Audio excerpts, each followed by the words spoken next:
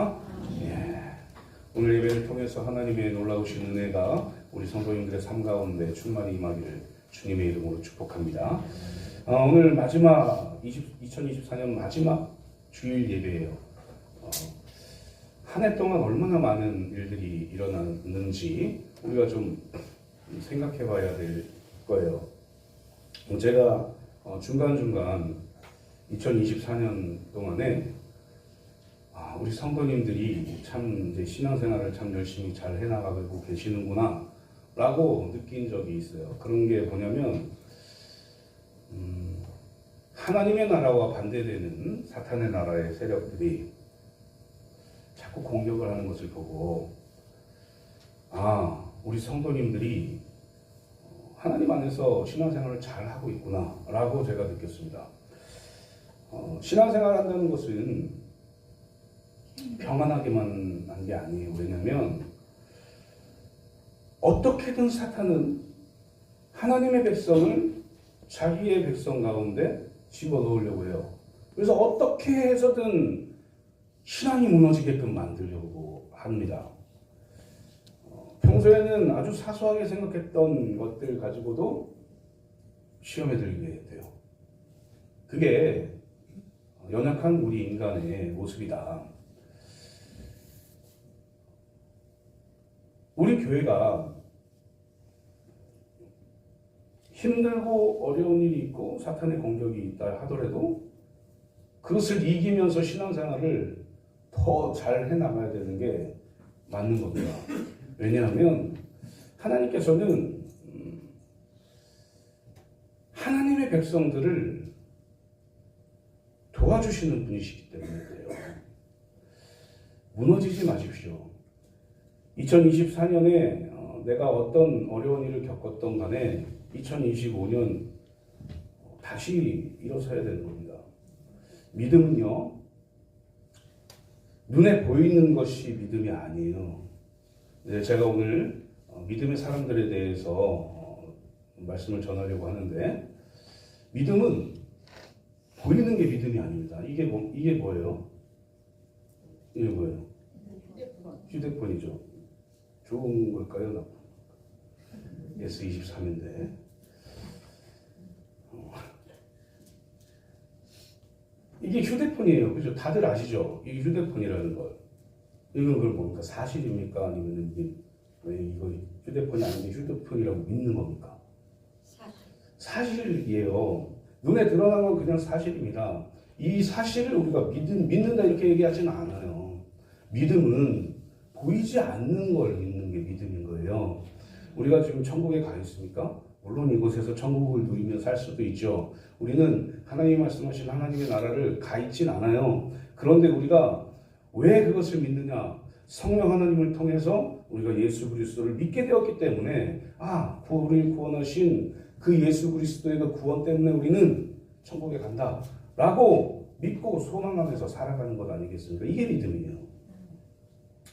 사랑하는 성도님들, 2025년도에도 우리를 눈에 보이지 않는 사탄의 세력들이 공격할 겁니다.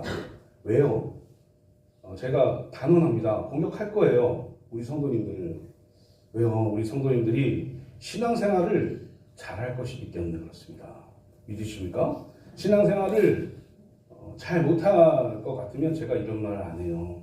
우리 성도님들이 신앙생활을 잘할 거기 때문에 시험이 있을 거예요. 그런데 이런 시험을 이길 수 있다는 믿음으로 2025년도도 살아가시기를 소망합니다. 그래야 이겨낼 수 있어요. 그래야 우리의 신앙이 더욱 단단해지고 우리의 신앙이 성장할 수 있단 말입니다. 우리가 시험이 올 때마다 무너지면 다시 처음부터 시작해야 돼요. 이게 얼마나 괴로운 일입니까? 시험이 올 때마다 무너져서 다시 시작해. 이게 어느 정도 신앙이 올라갔다 싶은데 또 사탄이 다 공격하니까 또 무너져요. 교회를 안 나와. 난 기도 안 해. 뭔가 멈춰요. 신앙생활하는 걸, 말씀 있는 걸 멈춰요. 아무것도 안 해요. 집에서 남편이 나를 공격해요. 그 남편이 빨리 오래요. 나 하나님이 하라는 일 해야 되는데 놓고 남편한테 가야겠어요. 무너져요. 주일날 엄마 우리 좀 놀러 가야 되는 거 아니야? 함께 놀러 가야지. 주일 성수 안 하고 놀러 가요. 주일 성수 안 하고 어딜 가요. 남편이 그렇게 얘기하니까, 자식들이 그렇게 얘기하니까. 그러나 지켜내야 됩니다. 하나님에 대한 믿음은 지켜내야 되는 거예요. 이걸 그냥 흘러가는 대로 흘러가서는 믿음을 지킬 수가 없어요. 믿음을 지키지 않으면요, 다시 처음부터 믿음 생활을 다시 해야 돼요. 그 무너진 그곳에서부터 시작하는 게 아니라 이미 무너져 있기 때문에 다시 기초부터 다시 닦아야 됩니다. 이 일을 계속 하시겠습니까? 계속 어린아이처럼, 젖먹는 어린아이처럼 신앙생활 할 수는 없잖아요.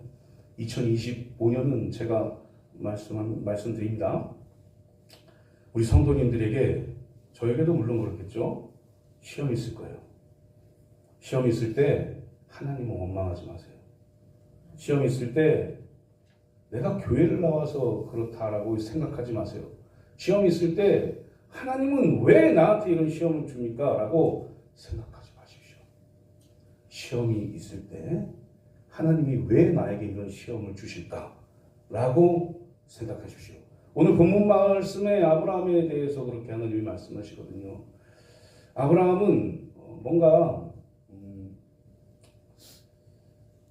아무것도 아닌 나이 많은, 연세 많은 사람처럼 보이지만 하나님이 왜 그를 택해서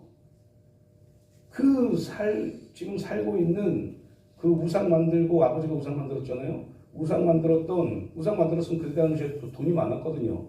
그런 삶을 포기하게 하고 왜 하나님이 부르셨을까를 생각해 보셔야 됩니다. 그리고 그곳에서 왜 하나님은 이 아브라함을 시험하고 계실까? 오늘 말씀을 통해서 우리가 살펴보겠지만 이런 여러 가지들을 통해서 우리는 믿음을 다시 되찾아야 됩니다. 그리고 우리가 원하는 대로 사람들은 이야기하죠. 모든 그리스도인들이 그렇게 이야기할 겁니다. 우리 가정이 믿음의 명문 가정이 됐으면 좋겠습니다. 라고 얘기합니다. 믿음의 명문 가정이 안 됐으면 좋겠으신 분 계십니까? 우리 가정은 그냥 믿음 생활하는 그런 집안이었으면 좋겠어요 라고 생각하시는 분 계세요? 한 명도 없어요. 우리가 그리스도인이고 하나님을 믿는 사람이면 다 우리 집안은 믿음의 명문 가문이 됐으면 좋겠어 라고 생각합니다.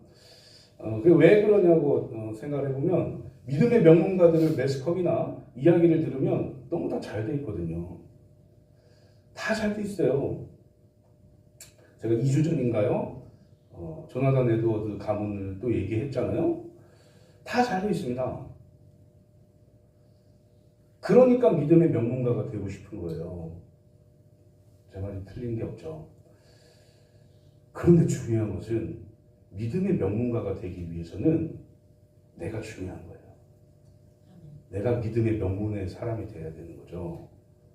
아브라함, 그리고 오늘 말씀에 나와 있는 많은 믿음의 사람들이 자기의 믿음을 단단하게 성장시키고 있다는 사실을 우리는 깨달을 수 있을 겁니다. 어떤 유치원 선생님이 어린이들에게 이렇게 얘기했어요. 얼음이 녹으면 뭐가 될까? 이렇게 물어봤더니 아이들이 대부분, 거의 모든 아이들이 얼음이 물에 녹으면 뭐가 돼? 얼음이 녹으면 뭐가 돼요? 그렇지. 저런 아이가 한 명 있었어요. 봄이요! 이렇게 얘기하는 아이가 한 명 있었어요. 얼음이 녹으면 물이 됩니다. 이렇게 얘기하는데 어떤 한 아이가, 임명이라는 아이가 얼음이 녹으면 봄이 됩니다. 이렇게 얘기를 했어요. 좀 다른 사고방식이죠. 창조적인 사고방식인 거예요. 얼음이 녹으면 봄이 된다. 이 말은 믿음이 없이는 할 수 없는 거예요. 얼음이 녹으면 봄이 안 될 수도 있잖아요. 근데 얼음이 녹으면 봄이 된다. 이렇게 얘기를 한 거죠. 이 아이가. 이게 믿음인 거예요. 히틀러 정권 아래에서 아우슈비츠 수용소에 가스실에서 실험당하고 죽고 이랬던 유태인들이 많았잖아요. 그 감옥 벽에 뭐라고 적혀 있냐면 태양이 보이지 않는 시간에도 태양이 존재하는 것을 믿는다. 사랑을 느끼지 못해도 그 사랑을 믿으며 하나님이 침묵하고 계실 때에도 하나님께서 살아계심을 믿는다 라는 글씨가 써 있었어요. 이들은 지금 죽음 앞에 있어요. 그럼에도 불구하고 이런 글씨를 써놓고 하나님을 믿는 믿음을 고수했던 사람들이에요. 이 유대인들이. 우리는 가끔씩 그러죠. 유대인들은 왜 예수 그리스도를 믿지도 않고 유대인들은 좀 그렇다. 그렇게 얘기하잖아요. 유대인들의 신앙생활 하는 모습들을 보면 그런 말을 할 수가 없을 정도로 이들은 어떻게 하면 하나님의 말씀을 지킬 수 있을까? 우리랑 좀 예수 그리스도를 믿지 않는, 신약을 믿지 않는 사람들이지만 어떻게 하면 하나님의 말씀을 지켜낼 수 있을까 하고 열심히 신앙생활하는 사람들이거든요. 실제로 그 유대인들 가운데 왜 우리나라 그리스도인들은 신앙생활을 이렇게 합니까? 라고 얘기했던 사람도 있었고요. 심지어는 제가 제 모 교회에서, 거기는 이제 북한 선교를 했던 교회이기 때문에 북한에서 탈북한 분들이 나와서 교회에 나와서 신앙생활을 해요. 그분들이 저는 아무것도 그냥 청년 회장이었는데 저한테 그랬어요. 왜 한국 남한 사람들은 신앙생활을 이렇게 합니까? 왜 남한 사람들은 하나님을 잘 믿지 않는 것 같이 신앙생활을 하죠? 라고 얘기를 한 거예요. 그러니까 제가 그때 충격을 엄청나게 많이 받았어요. 북한에서는 우리나라 자유를 가지고 있는, 종교의 자유가 있는 우리나라 사람들을 보면 신앙생활을 하고 있는 건가? 라고 생각한다는 거 아닙니까? 성경을 잘 읽지도 않고 기도를 잘 하지도 않고 이런 얘기를 하다 보면 일제시대 때 한국전쟁 때 우리의 믿음의 선조들, 순교하셨던 그분들이 생각이 나요. 그분들의 어떤 그런 신앙생활하는 모습이 아마 북한 사람들이 또 유대인들이 신앙생활하고 있는 그런 모습과 비슷하지 않을까 생각이 듭니다. 이런 얘기할 때 제가 난 잘하니까 이렇게 얘기하는 것 같잖아요. 회개하면서 말씀드리는 거예요. 사랑하는 성도님들, 우리가 신앙생활 한다, 믿음 생활 한다 라고 얘기할 수 있는 건요, 하나님을 믿고 하나님의 어떠하심을 믿고 하나님이 지금 당장 살아계시는 것처럼 내 눈앞에 보이지 않고 내가 아무리 기도해도 들어주지 않는 것처럼 느껴질 때에도 하나님이 살아계신다는 걸 믿는 게 믿음이에요. 다시 한번 우리의 신앙을 점검하셔야 됩니다. 2024년 그냥 그렇게 지나갔다면 내가 얼마나 하나님에 대해서 생각하고 있을까? 하나님은 진리가 아니거든요. 요술램프 문질러서 내가 원하는 거 그냥 뿅 하고 들어주시는 분이 아니에요. 만약에 그랬다면, 혼나고 있는 느낌이죠? 그러지 마세요. 만약에 그랬다면 세상에 있는 모든 그리스도인들은 다 잘 돼야 됩니다. 왜요? 인간의 욕심은 한이 없기 때문에요. 부자가 안 되고 싶으신 분 계십니까? 나는 끝까지는 가난하게 살 거야. 이런 분 계세요? 나는 끝까지 못 살 거야. 나는 끝까지 공부도 못하고 아무것도 안 돼도 돼. 하나님만 있으면 돼. 이렇게 생각하시는 분 계십니까? 한 명도 없습니다. 만약에 우리 인간의 욕심대로 하나님의 뜻이 아닌 인간의 욕심대로 산다면 그건 하나님은 그냥 진이처럼 생각하는 거예요. 내가 기도하면 뿅 들어주고 내가 말씀을 읽고 생각하면 그대로 이루어지고 내가 아무 노력 안 해도 그냥 그대로 된다 라고 생각하는 믿음을 가지고 사는 것 아니겠습니까? 그러나 하나님은 그렇지 않습니다. 오늘 이 말씀에 나와 있는, 오늘은 이 아브라함과 또 야곱, 이삭, 야곱, 그리고 요셉, 모세, 그리고 라합까지 좀 살펴볼 텐데, 나머지 아주 굉장히 히브리서 11장이 믿음장이잖아요. 믿음장. 별명이 믿음장인데 4절부터 32절까지 굉장히 많은 사람들의 믿음에 대해서 이야기해요. 17명의 사람에 대해서, 믿음에 대해서 이야기를 합니다. 이 사람들이 믿음 있는 사람이다라고 이야기를 하는 거죠. 기드온, 바락, 삼손, 입다, 다윗, 사무엘 이름까지 쭉 나오면서 17명의 사람의 믿음을 이야기해요. 우리가 이것을 성경으로 읽어보시면 될 것 같고, 오늘은 아브라함과 이삭과 야곱과 요셉과 모세 그리고 라합까지, 여호수아 라합까지 이들이 어떤 믿음을 가지고 있었는지 한번 살펴보려고 합니다. 히브리서 11장 6절 말씀인데요. 우리가 같이 한번 읽어보도록 하겠습니다. 시작. 믿음이 없이는 하나님을 기쁘시게 하지 못하나니 하나님께 나아가는 자는 반드시 그가 계신 것과 또한 그가 자기를 찾는 자들 중에 상 주시는 이심을 믿어야 하지만, 사랑하는 성도님들, 우리의 상은 하늘에 있는 거예요.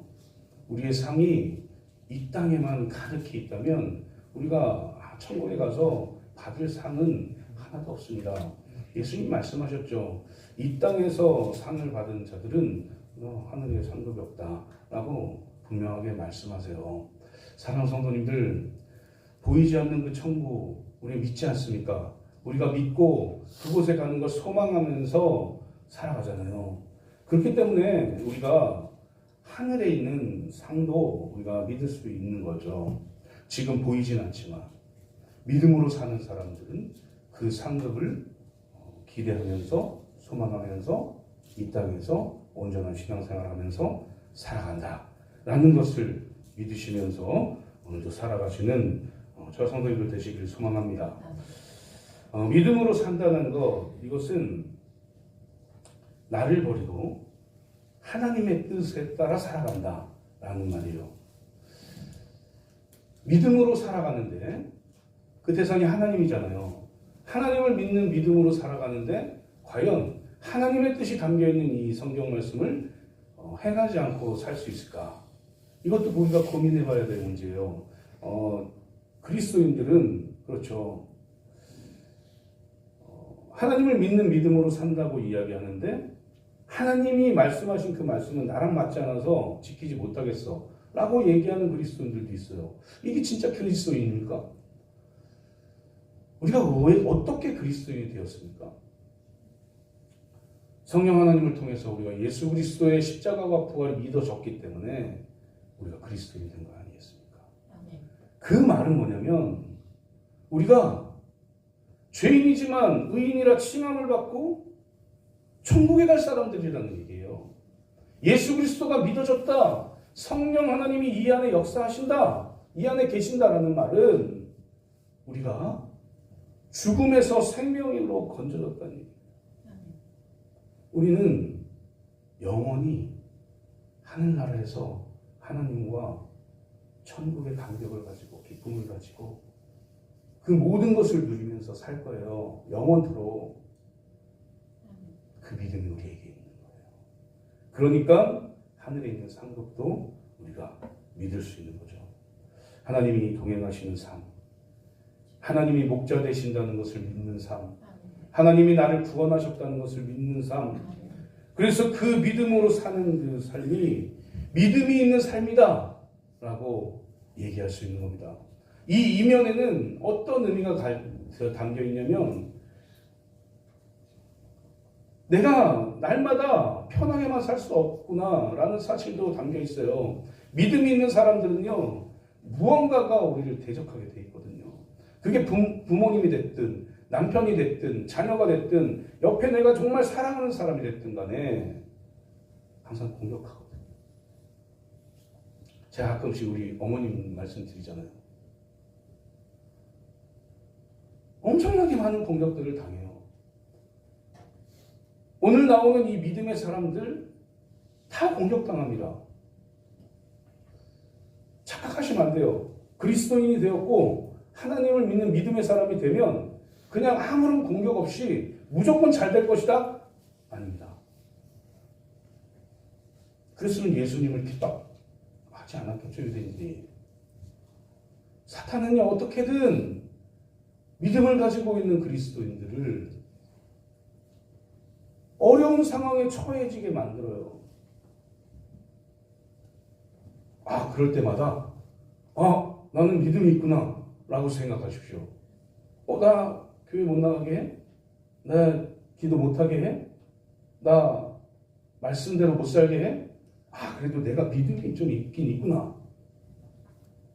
이겨내야지. 기도해야지. 말씀 읽어야지. 말씀대로 행하려고 노력해야지. 라고 생각하는 것이 천국을 소망하는 그리스도인들의 모습이다.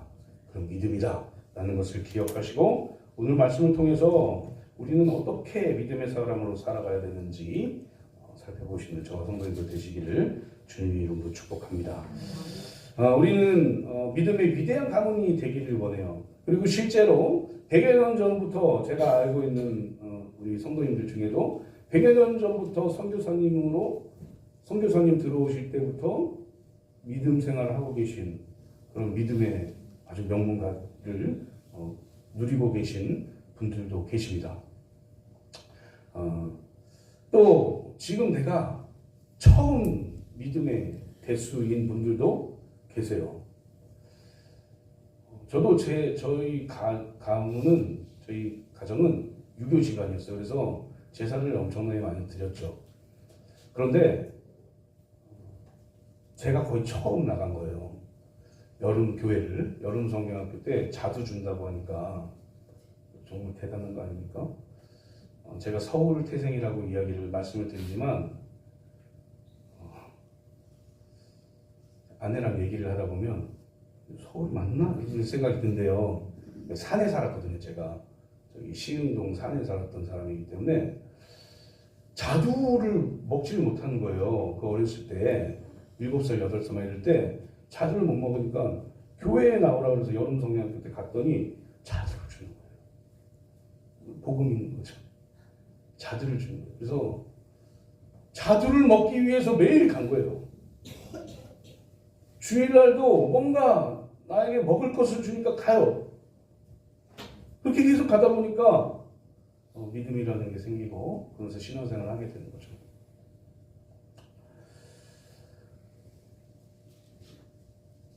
저처럼 이렇게 내가 제일 처음 대수인 분들도 계십니다. 그런데 걱정하지 마세요.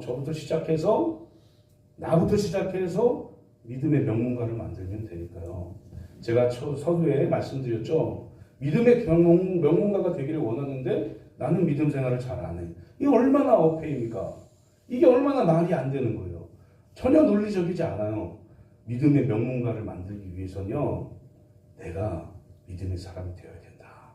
라는 사실입니다. 그걸 믿고 오늘 말씀을 통해서 이 나오는 사람들이 어떤 믿음을 가지고 있는지 살펴보는 그런 시간 되기를 소망합니다. 아브라함부터 라합에 이르기까지의 인물들의 믿음은 과연 어떤 것일까? 첫 번째로 아브라함과 그의 3대 후손의 믿음입니다. 8절부터 19절까지의 그 분량의 아브라함과 이삭과 야곱에 대해서 말을 하고 있어요. 아브라함부터 살펴보면 아브라함은 75세에 살던 다윗 집에서 하나님의 말씀을 듣고 하나님이 말씀하신 그 땅으로 가요. 굉장히 긴 여행이었어요. 이 아브라함의 아버지는 우상을 만드는 사람이었습니다. 그 당시에 우상을 섬기던 사람들이 많았기 때문에 우상을 만들면 사실 돈을 많이 벌죠. 그래서 부유하게 살았던 것 같아요. 그러니까 이 아브라함은 아내와 롯과 아버지와 함께 와요. 그리고 이스라엘 가나안 땅이죠. 그 바로 위에서 잠깐 머뭅니다. 아브라함이 75세에 이 일을 해요. 75세에. 우리 성도님들 가운데 75세 이상 되신 분들이 손 들라고 하면은 손 들기 힘드시니까 얼마 안 계세요. 이 정도 나이에 하나님이 부르셔가지고 물론 그 당시에는 이미 200살 살고 이랬으니까 좀 다르겠지만 불러가지고 야, 너 지금 거기 너가 살고 있는 그곳에 너가 정착돼 있지만 다 버리고 내가 명령한 그 땅으로 가라 라고 하나님이 아브라함에게 이야기합니다. 가시겠습니까? 우리는 지금 시대에 살면서 아브라함의 이야기를 듣고 있으니까 가야죠 이렇게 얘기하지만 내가 아브라함의 입장에서 생각을 한번 해보십시오. 쉽지 않아요. 내가 지금까지 만들어 놓은 게 있기 때문에 그곳에서 내가 뭔가를 구축해 놓은 게 있기 때문에 쉬운 게 아니에요. 하나님이 명령하셨다고 네 하나님 알겠습니다 하고 이렇게 가는 아브라함처럼 이렇게 갈 수 있는 사람이 과연 몇 명이나 있을까? 고민했겠죠. 고민하겠죠. 내가 지금 쌓아온 명성이 얼만큼인데 내가 이곳에서 해놓은 게 얼만큼인데 고민하겠죠. 아브라함은 떠나요. 이 일이 지금부터 한 4천여 년 전 일이거든요. 엊그제 있었던 일 같죠. 4천여 년 전의 일이에요. 그 당시에 하나님은 아브라함을 불러가지고 내가 너에게 말한 그 땅으로 가라.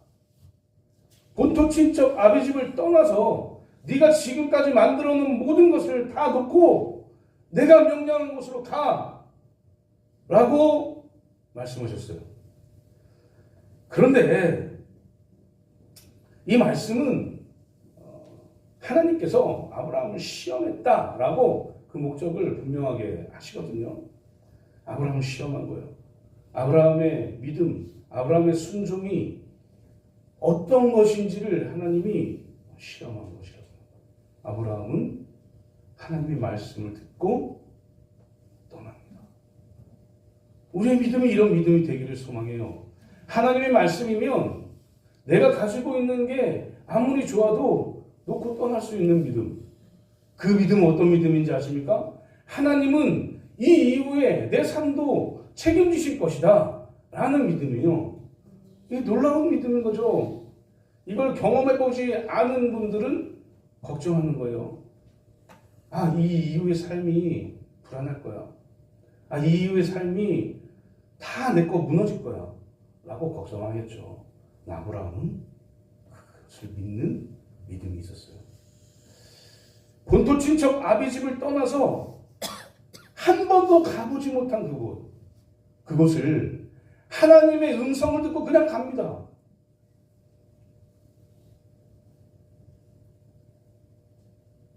하나님은 그 아브라함에게 무엇을 약속하시냐?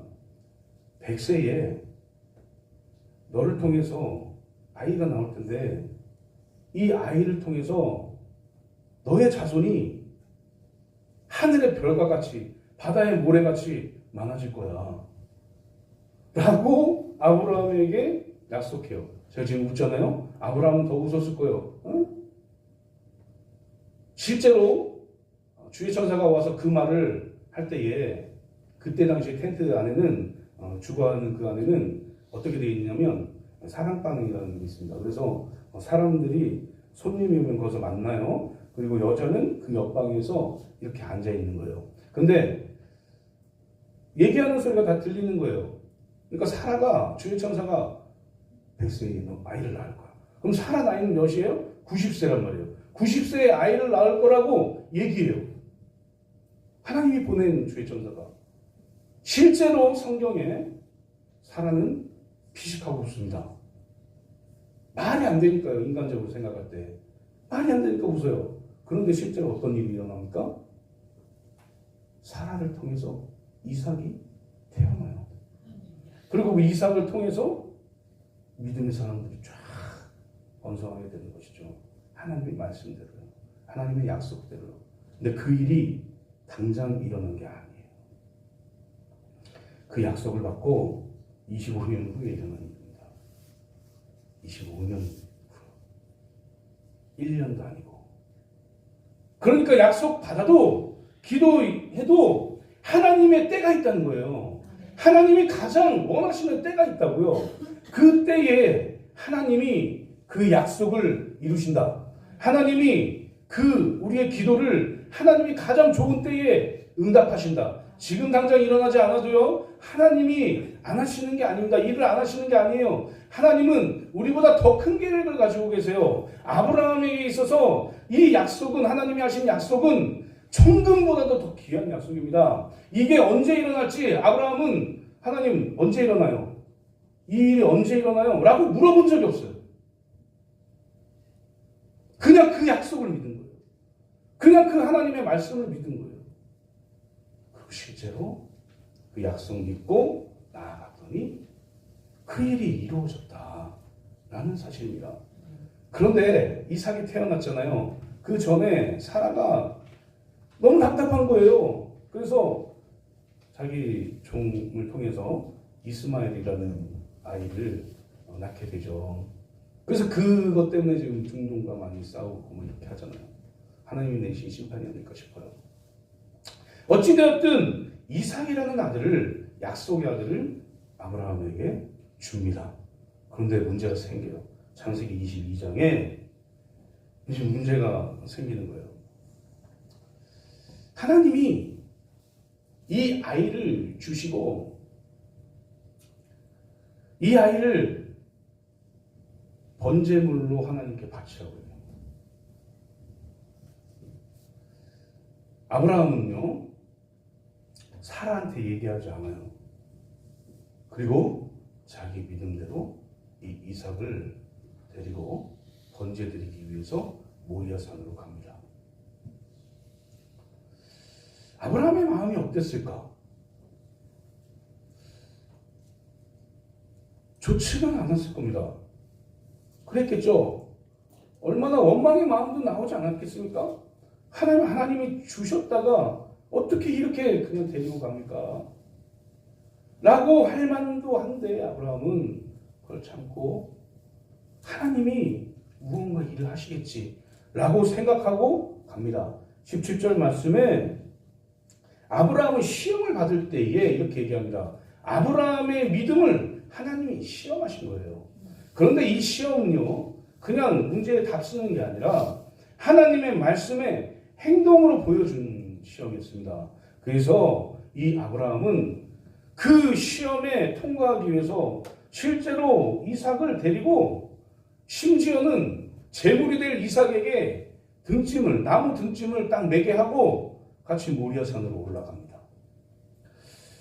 이제 모리아산으로 올라갔고 그때에 이 종들에게 너는 여기 가만히 있어라 그렇게 얘기하면서 창세기 22장 5절 말씀에 뭐라고 얘기하냐면 우리가 돌아올 거다. 그때 만나자. 이렇게 얘기해요.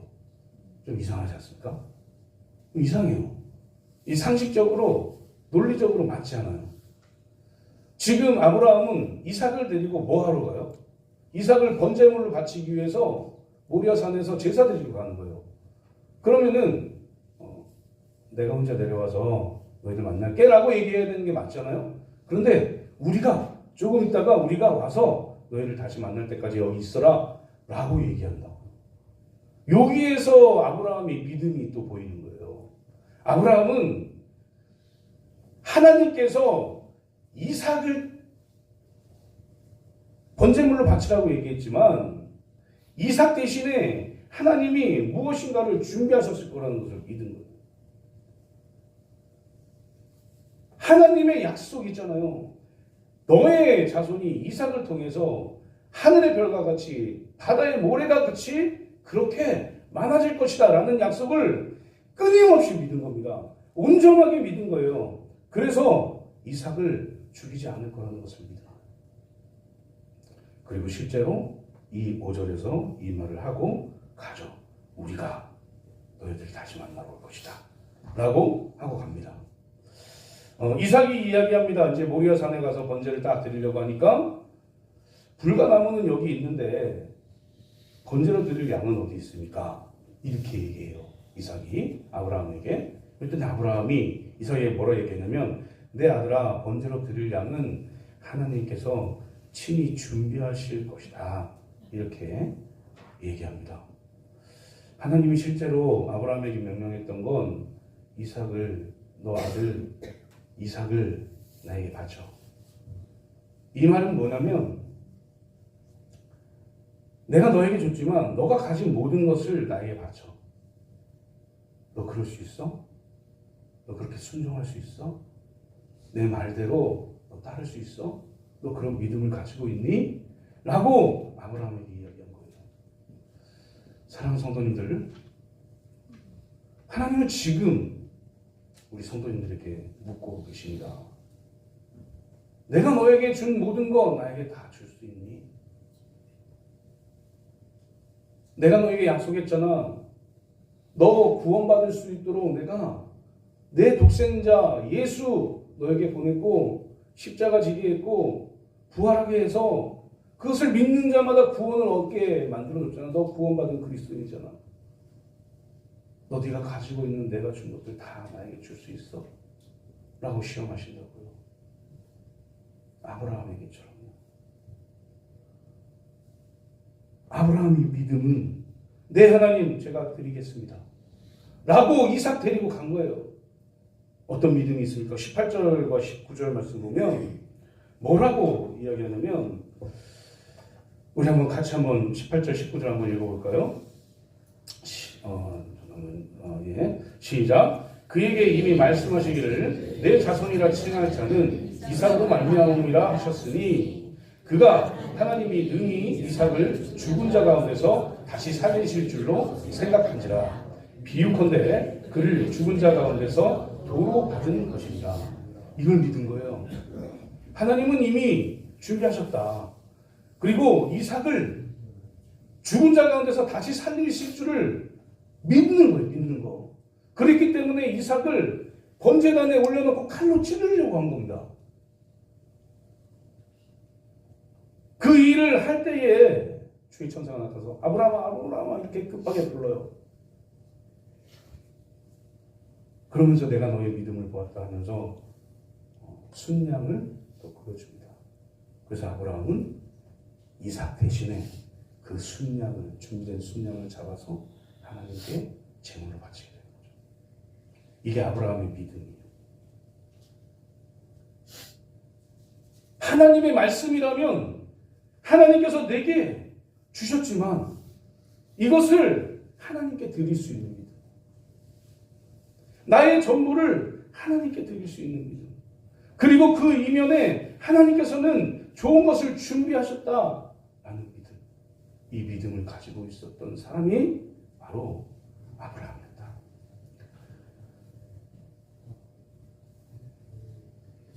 아브라함의 믿음은 이런 믿음입니다. 그러니까 믿음의 조상인 거죠.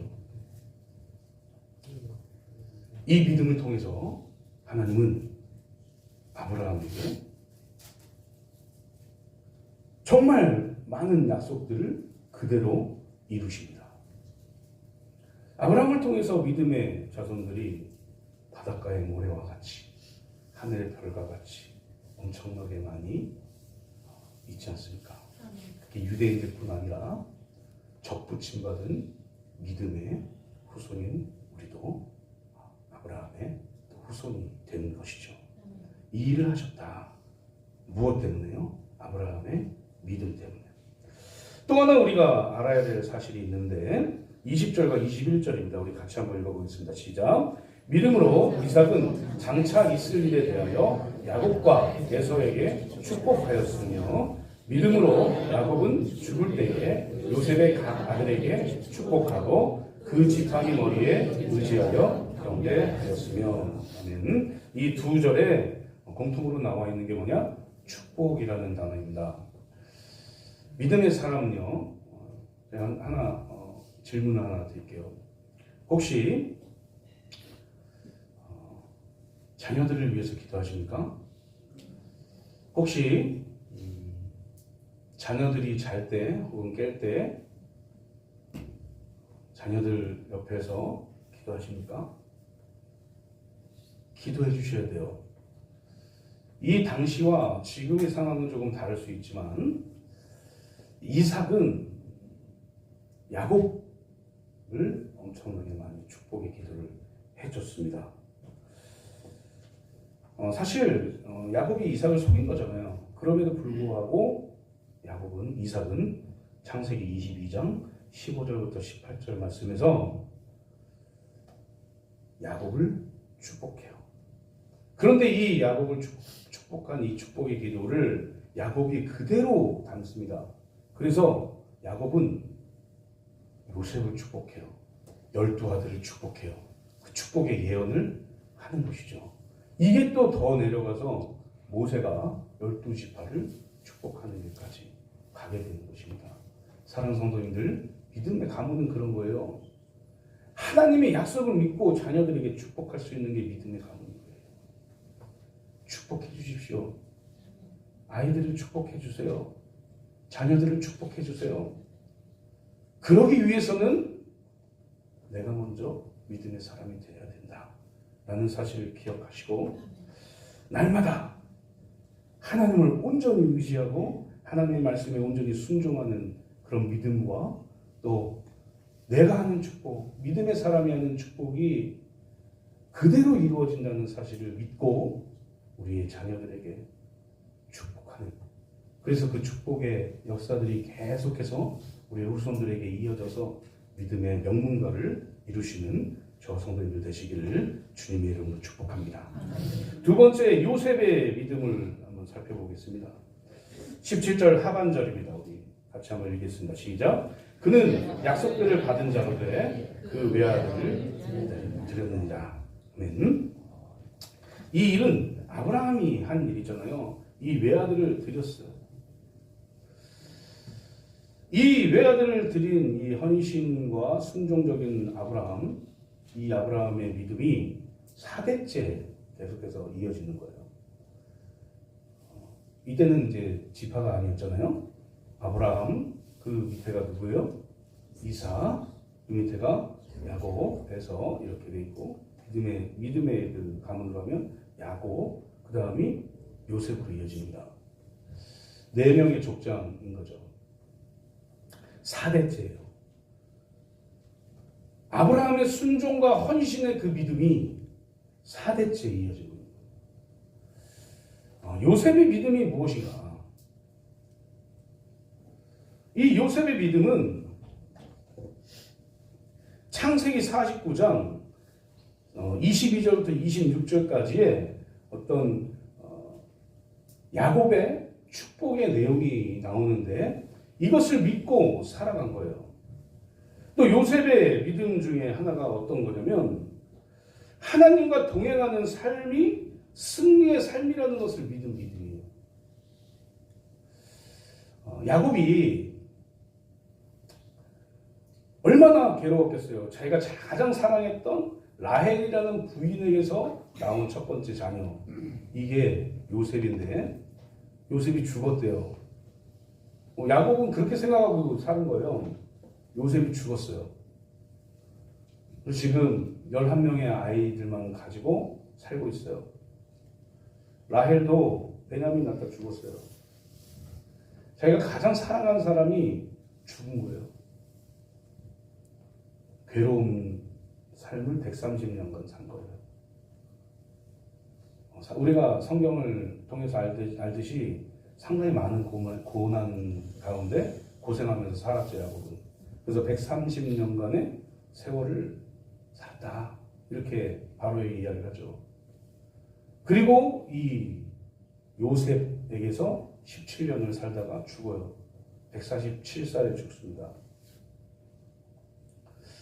요셉은 야곱이 했던 그 예언의 축복의 약속대로 살아갑니다. 그 일이 이루어지게 된 거죠. 요셉의 믿음은요, 어떤 것이었냐면, 하나님과 동행하는 삶이 승리의 삶이라는 것을 믿고, 또 하나 아주 중요한 것인데, 이것은 하나님의 계명을 온전히 지키면서 살았던 거예요. 잘 생각해 보십시오. 22년 만에 야곱을 만나요. 헤어지고 노예로 팔려간 후에 22년 만에 야곱을 만난다고요, 아버지. 그 아버지를 지극정성으로 효도합니다, 아버지에게. 그리고 보디발의 아내, 그 보디발의 아내가 유혹했을 때 자기 게 아니니까 거절한 거예요. 다른 사람의 물건을, 다른 사람의 것을 탐내지 않는 그런 믿음이 있었고, 또 형제를 사랑하는 믿음이 있었고, 그 모든 것은 언제 이루어지냐? 하나님을 경외할 때 이루어진다 라는 사실입니다. 그러니까 이 요셉은 하나님과 동행하는 삶이 승리의 삶이라는 믿음이 있었고, 하나님의 계명을 지켜 행해야 되겠다 라는 믿음이 있었다 라는 사실이에요. 사랑하는 성도님들, 하나님을 경외해야 됩니다. 우리가 살면서 하나님을 경외하지 않으면 우리는 주일 성수를 제대로 할 수도 없고요. 믿음 생활을 제대로 할 수가 없어요. 우리가 하나님을 경외하지 않는데 뭐 하나님 앞에서 우리가 두렵지 않은 거죠. 그러니까 내 마음대로 신앙생활하는 거예요. 하나님을 경외하잖아요. 하나님 앞에서 어떻게 하면 하나님의 말씀을 잘 지켜낼 수 있을까? 어떻게 하면 하나님과 동행하면서 그 좋은 삶을 살 수 있을까? 고민하겠죠. 그래서 내가 어떻게 하면 하나님이 원하시는 삶을 살 수 있을지를 생각하고 계획하고 실천한단 말이에요. 이게 진짜 신앙의 사람이다. 믿음을 가진 사람이다. 라는 사실을 기억하고 그 믿음대로 살아가시는 저와 성도님들 되시기를 주님의 이름으로 축복합니다. 이제 마지막 세 번째로 모세의 믿음을 살펴보도록 하겠습니다. 모세의 믿음인데 37절 이하부터 29절까지 23절부터 29절까지는 모세의 믿음에 대해서 말하고 있어요. 그리고 5가지로 한번 살펴보면 첫 번째로 안일한 삶을 거절했다. 두 번째로 하나님의 백성과 함께 고난을 극복하는 믿음이 있었다. 세 번째로 그리스도를 위하여 온갖 수모를 견디고 상 주심을 바라보는 믿음이 있었다. 네 번째로 참고 인내하는 믿음이 있었다. 다섯 번째로 홍해를 건너는 유월절을 믿는 믿음, 또 피 뿌리는 예식을 정한 믿음을 가지고 있었다라는 사실입니다. 모세는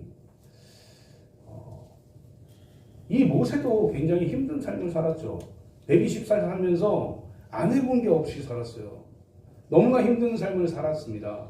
그럼에도 불구하고 이 모세가 믿음이 있다라고 얘기했던 것은 뭐냐면 자기의 정체성을 알고 난 이후에 공주가 자기에게 줄 수 있는 모든 것들을 거절했어요. 떠난 거예요. 하나님의 백성들과 함께 고난당할 것을 알면서도 떠납니다. 왜요? 하나님이 자신을 구원할 구원자라는 것을 믿기 때문에 그래요. 사랑하는 성도님들, 우리는 이 모세의 믿음을 또 본받아야 돼요. 우리가 이 땅 살면서 힘든 일만 있거나 힘들지 않은 일만 있거나 하지 않아요. 그리스도인들은요, 힘들 때도 있고 힘들지 않을 때도 있어요. 내가 그리스도인이니까 무조건 안 힘들어야 돼. 얼마나 이기적이에요. 예수 그리스도도 신성과 인성을 다 가지고 이 땅에 오신 예수 그리스도도 고난을 당했어요. 그러면서 예수님이 뭐라고 말씀하셨냐면 내 이름으로 나아가면 고난 당할 거다 라고 얘기합니다. 왜 그럴까요? 제가 서두에 말씀드린 것과 마찬가지인 거예요. 내가 예수 그리스도를 믿는 그리스도인이다 라는 사실은 사탄이 언젠가 날 공격할 거다 라는 사실과 일맥상통하는 말입니다. 그러니까 예수님이 말씀하시죠. 너희가 세상에 나가서 내 이름으로 나아가면 분명히 고난 당할 거야. 그런데 내가 너를 도울게. 그런데 하나님 아버지가 너를 도울 거야. 그 믿음 가지고 살아갈 수 있니? 라고 말씀하신다는 거죠. 사랑하는 성도님들, 모세의 믿음은 이런 겁니다. 예수 그리스도 온전히 믿었어요. 아니, 그 당시에는 하나님이죠. 하나님은 온전히 믿었어요. 어떤 믿음이요? 자신들을 죽음에서 생명으로 옮길 거라는 믿음을 가지고 있었단 말이에요. 마지막 10번째 재앙이 그거예요. 장자의 죽음을 면한 재앙이. 사랑하는 성도님들, 하나님이 우리를 왜 구원하셨을까? 하나님이 죄인인 나를 왜 구원하셨을까? 생각하십시오. 나를 선택하셨고 나를 너무나 사랑하시기 때문에 우리를 구원하지 않았겠어요? 그리고 구원받은 하나님의 백성으로 살아갈 수 있도록 만들어주지 않겠습니까? 어떤 경우에서도 내가 지금 어려운 상황에 처해 있어도 하나님을 믿는 믿음을 놓지 마세요. 놓는 순간 모든 것을 다 잃게 됩니다. 그리고 다시 시작하려고 하면 더 공격이 심해요. 너 전에는 그렇게 믿음이 있는 사람처럼 행동하지 않았잖아. 근데 왜 지금 갑자기 왜 그래? 라고 얘기하면서 더 심하게 공격해요. 절대로 사탄의 세력에게 곁을 내주지 마십시오. 쳐야 됩니다. 이기셔야 됩니다. 누구와 함께요? 우리와 동행하시는 하나님과 함께. 그렇게 만들어 나가시는 저 성도들 되시기를 주님의 이름으로 축복합니다.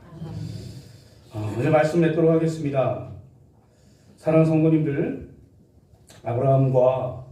아브라함으로부터 지금 모세까지, 그리고 더 나아가서 여리고성을 믿음으로 무너뜨린 그 여호수아, 요단강을 건넌 여호수아, 그리고 순종함으로 믿음으로 이스라엘 백성들을 살려준, 정탐꾼을 살려준 그 라합의 믿음.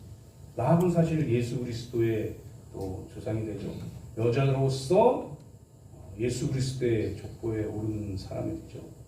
믿음 때문에 그렇게 된 거예요. 우리 사랑하는 성도님들, 하나님을 믿으십시오. 예수 그리스도를 믿으셔야 됩니다. 우리 그리스도인들은 예수 그리스도를 믿는 그런 믿음에서 멀어지는 순간 우리의 모든 게 무너져요. 그 믿음을 온전히 지켜내면서 하나님이 원하시는 삶을, 그 뜻을 이루는 삶을 살아가시는 저 성도들 되시기를 주님의 이름으로 축복합니다. 이 시간에 우리 기도하실 때 말씀을 생각하면서 기도하겠습니다. 하나님, 우리는 믿음의 명문가를 이루고자 하면서 살아갑니다. 그런데 내가 얼마나 순종하고 있는지, 하나님의 말씀에 내가 얼마나 하나님의 말씀을 붙들고 살고 있는지, 하나님이 약속하신 그 약속의 말씀을 그리스도인으로서 얼마나 지키고 있는지, 하나님의 말씀대로 살게 해주십시오. 하나님이 시험할 때 그 시험을 이길 수 있도록 우리를 붙들어 주십시오. 그래서 믿음의 명문가가 될 수 있도록 우리를 인도해 달라고 이 시간에 주님 한번 부르고 기도하겠습니다. 주여,